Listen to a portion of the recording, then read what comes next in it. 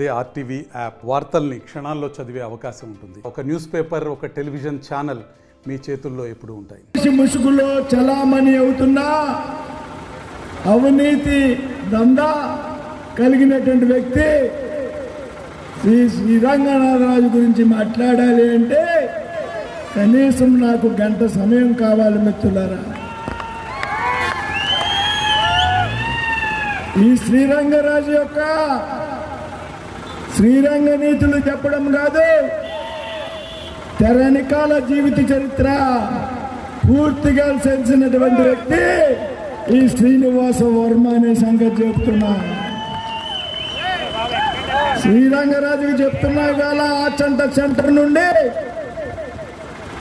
నీకులాగా డబ్బుల్లో పుట్టి అవినీతి సామ్రాజ్యంలో ఎదిగి బ్లాక్ మెయిలింగ్ చేసి ఎటువంటి నేతలు కాదు, ఫీల్డ్ లో పనిచేసి 34 సంవత్సరాలు ఫీల్డ్ లో పనిచేసి కార్యకర్తలతో కలిసి పనిచేసి రోడ్డు మీద ధర్నాలు చేసి విద్యార్థి యువజన సమస్యల మీద పోరాటాలు చేసి మహిళల హక్కుల గురించి పోరాటాలు చేసి రైతుల సమస్య మీద ఉద్యమాలు చేసేటువంటి వ్యక్తిని శ్రీరంగరాజు.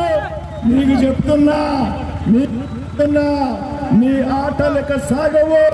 ఈ సత్యన్నకి పెద్ద తమ్ముడుగా ఈ వర్మన్న ఉంటాడు.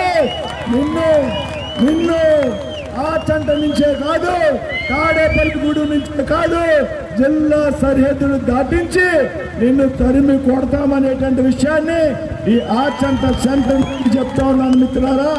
ధన్యవాదాలు. జై హింద్, జై భారత్. నమస్తే అండి. ఇది వ్యాపారం గురించి కాదు, ఓటు గురించి. ఎన్నికల్లో ఓటు వేయడం మన హక్కు మాత్రమే కాదు, కర్తవ్యం. ఎంతో మంది మహా నేతలు శ్రమించి ప్రాణత్యాగం చేసి ఈ అవకాశాన్ని మనకిప్పించారు. అందరూ ఓటు వేద్దాం. ఎందుకంటే ఓటు హక్కు ఊరికే రాదు. నా ఓటు ఎవరికో తెలుసా? అది సీక్రెట్ అండి.